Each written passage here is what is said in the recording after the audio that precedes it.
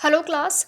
कल की क्लास के अंदर हमने देखा था रेजिस्टेंस इक्विवेलेंट रेजिस्टेंस निकालना सीरीज सर्किट के अंदर और पैरेलल सर्किट के अंदर, श्रेणी सर्किट के अंदर और पैरेलल सर्किट के अंदर। आज हम सीखेंगे कि जब दोनों सर्किट गिवन हो, एक ही सर्किट के अंदर सीरीज भी बन रही हो, पैरेलल बन रही हो, तब वहाँ पर टोटल रेजिस्टेंस किस तरीके से निकाला जाएगा। टोटल रेजिस्टेंस निकालना या इक्विवेलेंट रेजिस्टेंस निकालना या तुल्य प्रतिरोध निकालना, ये चीज़ें एक ही है, इनका मतलब एक ही है। तो जब सर्किट इस तरीके से हो कि वहाँ पे सीरीज भी बन रही हो, पैरेलल भी बन रहा हो, तो उसको अपन बोलते हैं श्रेणी समानांतर संयोजन, सीरीज पैरेलल कनेक्शन। ओके, जैसे ये सर्किट है, इसके अंदर ये जो चारों रेजिस्टेंस हैं ये आपस में सीरीज और पैरेलल दोनों के अंदर जुड़े हुए हैं। तो उनको सॉल्व करने की सही अप्रोच क्या होगी। सबसे फर्स्ट जो पॉइंट सर्किट को सॉल्व करने के लिए जो सोचना चाहिए वो चीज़ क्या रहेगी। सबसे पहले जहाँ सीरीज़ बन रही हो, दो रेजिस्टेंस जहाँ सीरीज़ के अंदर जुड़ रहे हो, दो या तीन रेजिस्टेंस जो सीरीज़ में जुड़ रहे हो, सबसे पहले उनको सॉल्व करके वहाँ का आरटी निकालना है। फिर जो बचेंगे वो पैरेलल सर्किट होगा, तो पैरेलल सर्किट को सॉल्व करके आरटी निकालना है। ओके, जैसे यहाँ पे एक लिखा हुआ भी मेंशन किया हुआ है कि सबसे पहले जो रेजिस्टेंस सीरीज़ के अंदर जुड़े होंगे उन्हें सॉल्व करेंगे, फिर बाद में जो पैरेलल सर्किट बनेगा उसे सॉल्व करके आरटी निकालेंगे। तो लेट अस सम एग्जांपल, एक अपन एग्जांपल के तौर पे इसको सॉल्व करते हैं। एक क्वेश्चन दिया हुआ है यहाँ पे R1, R2, R3 और R4, ये चारों रेजिस्टेंस जुड़े हुए हैं और RXY निकालना है। सबसे पहले इसको कैसे सॉल्व करेंगे अपन, ये इसके अंदर फाइंड आउट करेंगे, ये ढूंढेंगे कि कौन से दो रेजिस्टेंस या तीन रेजिस्टेंस या चार रेजिस्टेंस, जितने भी रेजिस्टेंस पॉसिबल हो, कि वो सीरीज़ के अंदर जुड़े हुए हों। तो सीरीज सर्किट को पहचानना हमने कल की क्लास के अंदर सीखा था। तो आज इसमें देखते हैं किस तरीके से फाइंड आउट करेंगे उसको, कि ये R1 है और ये R2 है। दिख रहा है यहाँ से, जो जैसे सप्लाई से यहाँ से करंट आएगी, यहाँ से जब करंट इस पॉइंट पर आएगी तो वो दो भागों में बढ़ जाएगी, एक वो करंट ऊपर जाएगी, एक वो करंट नीचे जाएगी।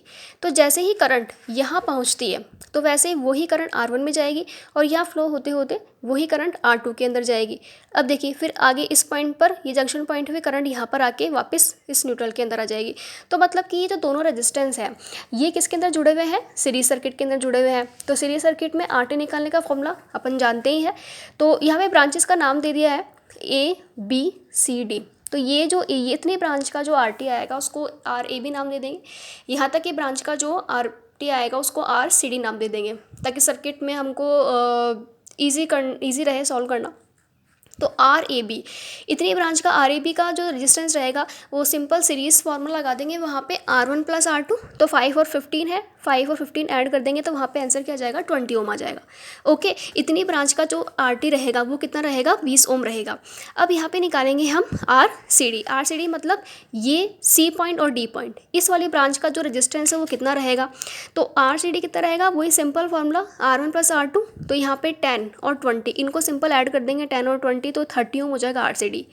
ओके, तो अभी जितना अपना सर्किट सॉल्व हुआ है कि अपन ने इस वाली ब्रांच का RT निकाल लिया, इस वाली ब्रांच का RT निकाल लिया। अब इन दोनों RT के साथ में क्या करना है, तो ये इसके बाद में जो अप्रोच रहती है वो जितना डायग्राम हो सकता है उतना डायग्राम वापस से रीड्रॉ करना। तो इसका मैंने डायग्राम वापस यहाँ पे रीड्रॉ करा है। AB ब्रांच, CD ब्रांच लिख दिया है यहाँ पे। AB ब्रांच का जो रेजिस्टेंस आया था ये RAB, ये लिख दिया यहाँ पे 20 ओम, इधर मेंशन कर दिया इसको। RCD जो है ये यहाँ मेंशन कर दिया 30 ओम। ओके, तो अब दिख रहा है अपन को 20 और 30 ये किस क्रम के अंदर है। यहाँ पर देखो, इनके सबसे फर्स्ट जो सिरे ये आपस में जुड़े हुए हैं, इनके जो दूसरे सिरे हैं वो आपस में जुड़े हुए हैं। इसका क्या मतलब हुआ कि ये 20 और 30 आपस के अंदर पैरेलल कनेक्टेड है। तो पैरेलल कनेक्टेड का फॉर्मूला भी हमने कल की क्लास के अंदर सीखा था। तो यहाँ पे अब RXY किस तरीके से निकालेंगे कि ये RAB है और ये RCD है, ये पैरेलल में जुड़ा हुआ है। तो पैरेलल का फॉर्मूला 1/RAB + 1/RCD, मतलब 1/20 और 1/30। ये 1/20 है, ये 1/30 है।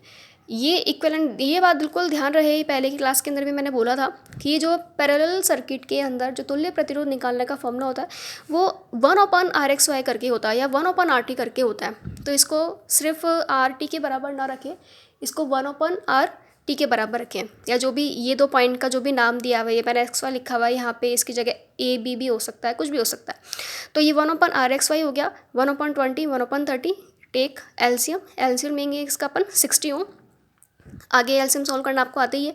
20 और 60 में इसका भाग लगाएंगे तो 3 आ जाएगा, और 30 और 60 इसमें इसका भाग लगाएंगे जो तो 2 आ जाएगा, एंड 3 + 2 5 एंड 60। तो 5/60 आया है, ये 1/RXY आया है। यहाँ पे देखिए ये 1/RXY है। अब जो मुझे आंसर चाहिए, जो क्वेश्चन के अंदर पूछा है वो RXY है, तो आप कैसे निकालेंगे इसको क्रॉस मल्टीप्लाई करके। तो RXY कितना हो जाएगा, इसका जैसे अपोजिट हो जाएगा, उल्टा हो जाएगा 60/5। आगे भी चाहे इसको सॉल्व कर सकते हैं अपन, 12 इसका आंसर आ जाएगा या 60/5। तो ये इस क्वेश्चन को सॉल्व करने का ये एक तरीका हो गया। ओके, अब एक नेक्स्ट न्यूमेरिकल और लेते हैं हम, एक क्वेश्चन और सॉल्व करते हैं। किस तरीके से, देखो ये थोड़ा सा सर्किट कॉम्प्लिकेटेड लिया है थोड़ा सा, क्योंकि ये जो क्वेश्चन है एक स्पेशली IT वालों के लिए है, इलेक्ट्रिशियन ट्रेड वालों के लिए, कि इनके एग्ज़ाम में इस तरीके से ही क्वेश्चंस आते हैं। ओके, तो उसको सॉल्व कैसे करेंगे, तो अब थोड़ा सा टिपिकल सर्किट लिया है कि यहाँ पर 5 ओम है, 5 ओम है, 9 ओम 9 ओम 9 ओम है, और 10 ओम 10 ओम, ये आपस में एक मिक्स सर्किट हो गया सीरीज़ पैरेलल का। तो अब इसको किस तरीके से सॉल्व करेंगे, तो जितना हो सकता है छोटे छोटे ब्लॉक को लेकर के सॉल्व करेंगे। ऐसे दिख रहा है अपन को ये 4 ओम, तो ये सिंपल ही है। ये 9 9 9, ये तीनों जो है आपस में पैरेलल कनेक्टेड है। ओके, और ये 10 ओम 10 ओम, ये दोनों आपस में पैरेलल कनेक्टेड है। तो पहले इन छोटे छोटे ब्लॉक्स को सॉल्व करेंगे। क्वेश्चन में निकालना क्या है, RAB निकालना है। ओके, तो पहले टेक दिस, ओके, इस वाले ब्लॉक को लेंगे अपन, तो वैल्यू इनकी सेम है, इसलिए पैरेलल कनेक्शन हो, जब वैल्यू सेम हो तो उनके अंदर RT निकालने का जो फॉर्मूला होता है वो होता है R/N।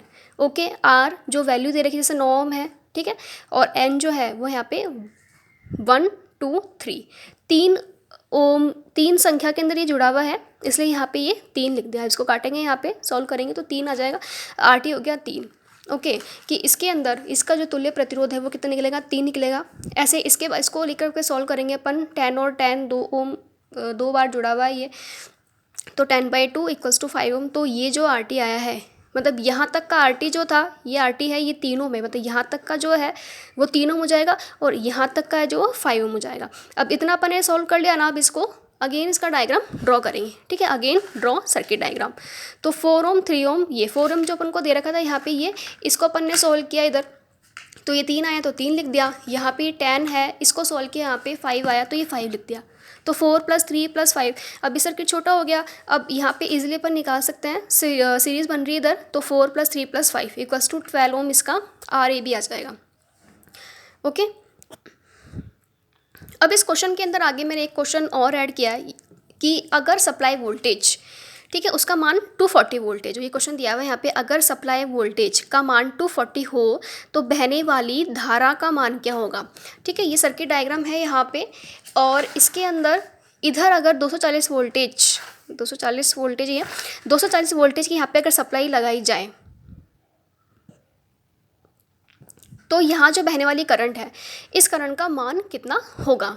ओके, तो I = फॉर्मूला जानते हैं अपन, I = V/R फॉर्मूला होता है। V गिवन है यहाँ पे 240, ये 240 है, और R जो है यहाँ पे अपन ने इस सर्किट का अभी तक ऊपर से पूरा टोटल रेजिस्टेंस निकाल लिया 12 ओम, तो इसके अंदर जब अपन इसका भाग लगाएंगे तो 20 एम्पेयर आ जाएगा। दैट्स मीन कि सर्किट के अंदर जो यहाँ जो बहने वाली करंट है उसकी वैल्यू कितनी हो जाएगी, 20 एम्पेयर हो जाएगी।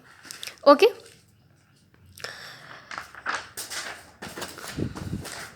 अब आगे नेक्स्ट क्वेश्चन और लेते हैं। ये थोड़ा सा वैसा ही क्वेश्चन है, बट इसके अंदर पैरामीटर निकालने को है, चेंज कर दिया है, R भी निकालना है, IT भी निकालना। और देखिए ये क्वेश्चन है, इसमें RAB यहाँ तक का जो वोल्ट रेजिस्टेंस है वो निकालना है, IT जो है ये बहने वाली जो करंट है ये निकालनी है, और जो V1 V2 V3 कहाँ मिलेगा आपको, कि ये जो 2 ओम है ये कितने वोल्टेज का यूज़ कर रहा है, उसको V ओम नाम दे देंगे, V वोल्टेज नाम दे देंगे, ये V1 हो जाएगा। ये वाला रेजिस्टेंस का ब्लॉक जो यूज़ करेगा उसको V2 नाम दे देंगे, और जो ये वाला रेजिस्टेंस का है 30 ये जो वोल्टेज का यूज़ करेगा उसको V3 नाम दे देंगे। फिर आगे इसकी कैलकुलेशन करेंगे। तो सबसे पहले RAB निकालते हैं। RAB निकालने का वही सब तरीका जो अपन पिछले क्वेश्चंस में देख चुके हैं, कि या जहाँ तक छोटे छोटे ब्लॉक्स को अपन सॉल्व कर सकते हैं तो उसको सॉल्व करेंगे। तो 20 है, इनको लेकर के सॉल्व करेंगे तो इसका रेजिस्टेंस जो आएगा वो 10 ओम आ जाएगा। ये 30 है, पैरेलल के अंदर कनेक्ट है, इसको सॉल्व करेंगे यहाँ पे तो ये आ जाएगा 10 ओम। इसको नाम मैंने RT1 और RT2 दिया है। ओके, कि यहाँ तक का जो रेजिस्टेंस है, टोटल रेजिस्टेंस, उसको मैंने RT1 नाम दे दिया है, इसको RT2 नाम दे दिया है। ओके, तो अब जितना जितना सर्किट सॉल्व हुआ है उसका अगेन डायग्राम ड्रॉ करेंगे। तो 2 ओम जो क्वेश्चन के अंदर अपन को पहले से गिवन था, 10 ओम जो इस 20 वाले सर्किट को सॉल्व करने पे आया है, वो 10 ओम अपन ने यहाँ लिख दिया है यहाँ पे, और 10 ओम, ठीक है, 10 ओम वापस जो 30 को सॉल्व करने पे आया था वो 10 ओम यहाँ पे लिख दिया। अगेन दिख रहा है साफ क्लियरली कि ये तीनों आपस में सीरीज़ में कनेक्ट है, तो सीरीज़ का फॉर्मूला लगा करके 10 + 10 + 2 22 ओम RAB आ जाएगा। जो फर्स्ट अपन से जो पूछा था वो अपन ने कैलकुलेट कर लिया है यहाँ पे 22 ओम। अब नेक्स्ट IT निकालनी है। IT मतलब कि जो सर्किट के अंदर जो करंट फ्लो हो रही है वो करंट कितनी रहेगी। तो I का फॉर्मूला पता ही अपन को, VT/RT होता है। VT जो है वो क्वेश्चन में अपन को गिवन है यहाँ पे 220 वोल्टेज। ओके, ये 220 वोल्टेज क्वेश्चन के अंदर गिवन है और ये IT निकालनी है, और इस पूरे का RT अपन निकाल चुके हैं। तो formula IT = VT/RT, VT given है 220 और RT है ये 22 अपन ने यहाँ ऊपर निकाल लिया, तो इसमें इसका भाग लगाएंगे तो 10 एम्पियर आपकी करंट आ जाएगी। ओके, नेक्स्ट है V1 V2 V3। ठीक है, V1 V2 V3 मतलब ये वाला जो 2 ओम रेजिस्टेंस है कितने वोल्टेज को यूज़ कर रहा है, ये जो ब्लॉक है ये कितने वोल्टेज को यूज़ कर रहा है, या फिर ये कितने वोल्टेज को यूज़ कर रहा है। तो उसको निकालने का जो तरीका होता है वो तरीका क्या है, मैंने वापस सर्किट ड्रॉ कर लिया इधर कि मुझे इधर V1 निकालना है, ये V2 और ये V3 निकालना है। ये V1 हो जाएगा, ये V2 हो जाएगा, ये जो हो जाएगा वो V3 हो जाएगा। तो देखो सर्किट को जब भी कुछ उसमें निकाला जाए ना, V1 पूछा जाए या I पूछा जाए, तो सिंपल उस सर्किट उस रेजिस्टेंस को आप देखा कीजिए।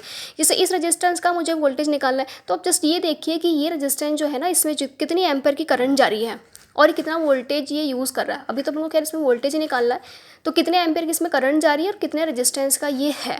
तो V का जो फॉर्मूला होता है वो V = I × R होता है। ओके, तो कितनी करंट जा रही है इसके अंदर, 10 एम्पियर जा रही है। 2 ओम का ये खुद है ही, तो 10 × 2 ये फॉर्मूला हो जाएगा यहाँ पे, ये इसकी वैल्यू रख दी और 20 वोल्ट इसका आंसर आ गया। अब ये V2 है, तो देखो इस V2 में करंट तो यहीं से आएगी ना। अब ये आने वाली इसके अंदर करंट, ठीक है, यहाँ पे जो कितनी करंट आ रही है इसके अंदर और कितने ओम का खुद ये है, तो V2 = I × R2। I देखो जो आने वाली करंट है वो, और इसका कितना रेजिस्टेंस है 10 ओम, तो ये 10 ओम हो गया यहाँ पे, तो 10 × 10 100 वोल्टेज हो गया यहाँ पे। तो मतलब जो V2 है ये वो 100 वोल्टेज का यूज़ करेगा। फिर अगेन V3 है, V3 कैसे निकालेंगे, देखो V3 कैसे निकालेंगे, वही I × R3। अब I कितनी करंट आ रही है इसके अंदर, वही पहले वाली करंट आ रही है। R3 इसका दे रखा है अपन को 10 ओम, अपन ने कैलकुलेट कर लिया है यहाँ पे, तो 10 × 10 वापस 100 वोल्ट। वापस अगर अपन इसको रीचेक भी करना चाहे कि अपना सवाल सही है या नहीं, ये वोल्टेज सही निकाले है नहीं निकाले, तो सिंपल इसको अपन ऐड कर सकते हैं यहाँ पे। ओके, V1 + V2 + V3 लिख करके, जो V1 है आपका 20 आया था, V2 100 आया था, और जो V3 है ये 100 आया, तो 100 200 है 220 वोल्टेज। ओके, अपन को यहाँ पे जो गिवन वोल्टेज था वो भी 220 वोल्टेज था, देख सकते हैं आप। तो मतलब जितना वोल्टेज इनपुट सप्लाई में था उतना ही वोल्टेज है यहाँ पर डिस्ट्रीब्यूट हो गया है, तो ये अपने वोल्टेज निकल गया।